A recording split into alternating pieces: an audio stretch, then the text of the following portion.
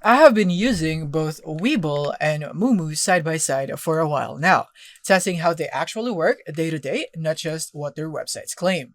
And I've got some thoughts on where each one shines and where they don't. This is not a sponsored video, just my honest take after really using it.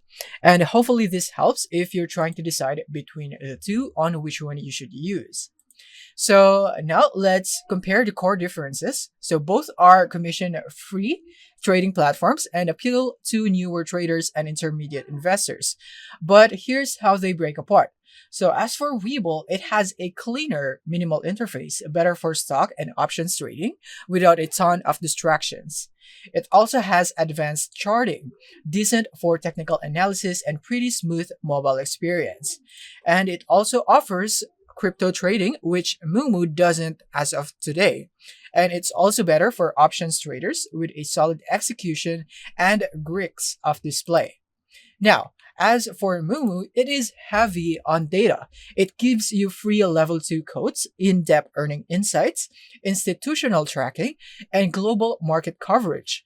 And it is also built for info-hungry traders who like to dig deep.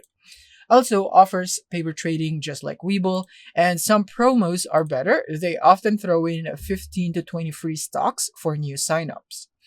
And what it's like to use both of them. As for Webull, it feels a bit more polished and intuitive, especially on mobile. And Moomoo gives you tools but can feel cluttered if you just want to place trades quickly. Though both have decent learning resources, but I think Moomoo leans heavier into news feeds and analysis. So now, who it's for and which one you should choose. So if you're getting into trading or like a cleaner, faster interface, then Webull is definitely the better fit. If you want a research heavy platform with loads of market data, then Moomoo is surprisingly strong, especially for short term or earnings focused traders. I'd honestly say if you are a casual or options heavy trader, Webull would win.